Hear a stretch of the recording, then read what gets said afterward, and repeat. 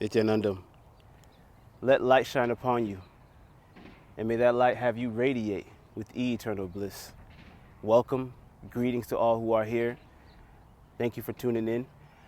This video is going to be about a question that I've received from family, friends, people who watch this, who are tuned into this frequency, this channel. Coby Obi, why did you do 108 days of juice fasting? Why didn't you do 100? Why 108? What's the importance of this number? And I say that's a great question, my friends. Great question, family. 108 is a number that is not even a number at all. It represents God. It represents supreme consciousness. It represents the whole of the entire existence. And in the yogic system, you'll find this coming up again and again and again. It's because they understand supreme mathematics. Our ancient ancestors, the masters, the rishis, they understood this number as not just a number at all. This number represents spiritual completion. But in order to understand this number, you must understand the number 9 too.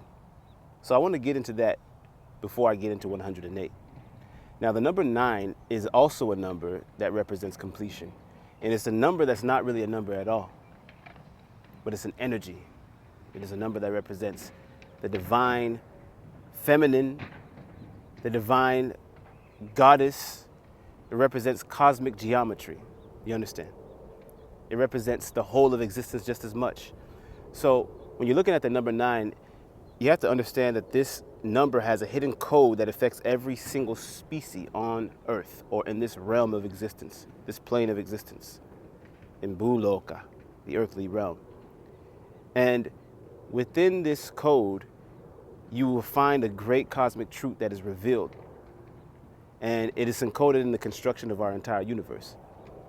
You understand? And our universe is intelligently designed.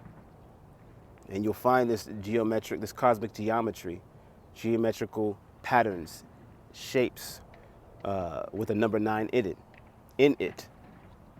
From the atoms to the galaxies to even our DNA, you'll find these different geometrical patterns and shapes and images with a number 9 in it.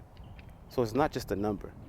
And this isn't nonsensical mathematics or nonsensical numerology. You know, this is divine mathematics. If you take, for example, in math, there's something called the digital root.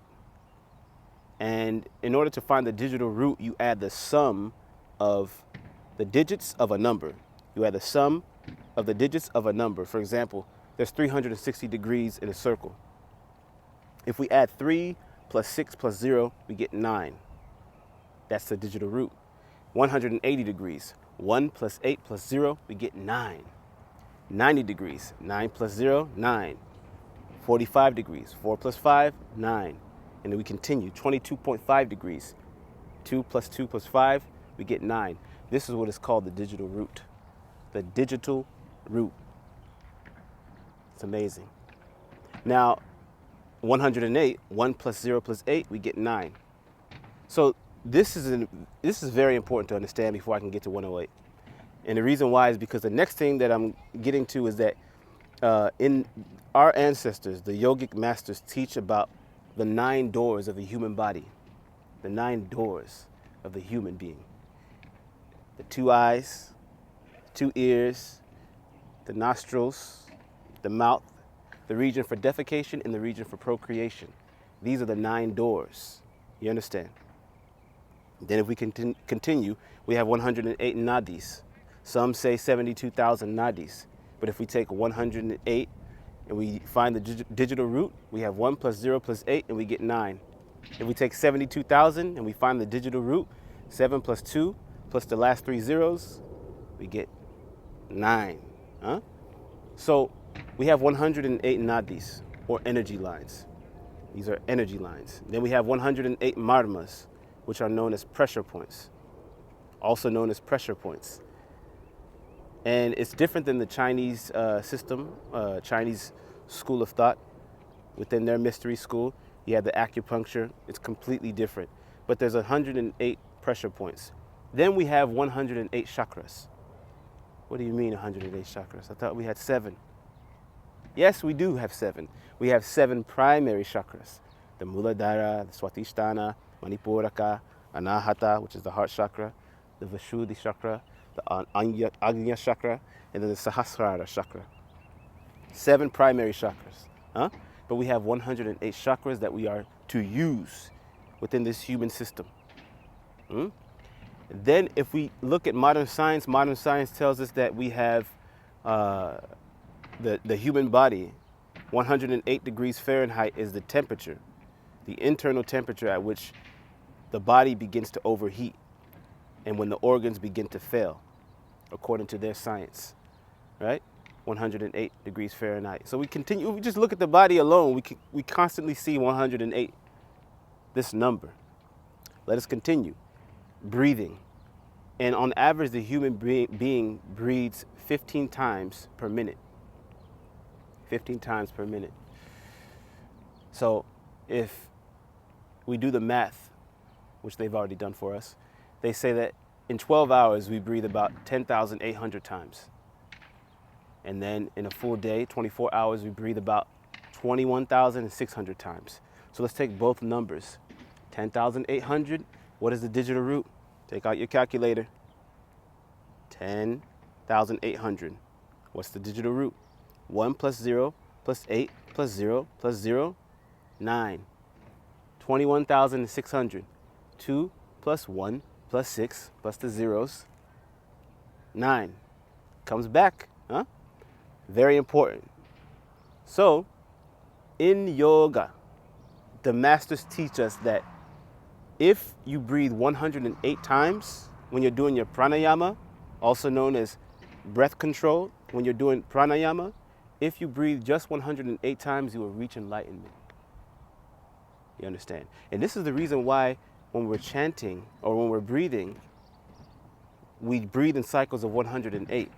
When we're chanting mantras, we're chanting in cycles of 108. When we're performing asanas, we're doing this in cycles of 108. And the rishis, the sages, teach when we do this, we're aligning ourselves to the cosmic geometry. We're attuning ourselves to the rhythm of creation by doing this in cycles of 108. Very powerful, powerful science, and important to know this. You understand? So, don't try to breathe 108 times if you don't have a spiritual guide, by the way. Do what you want, but caution. So this number is not just a number. We do all of this to align ourselves to cosmic geometry. That's why I did 108 days of juice fasting and not 100 days. Does it make sense now? So when you have somebody or when someone asks you, why is this number so important? You can research yourself or you can show them this video. 108 represents spiritual completion. It represents completion. And it is not just a number.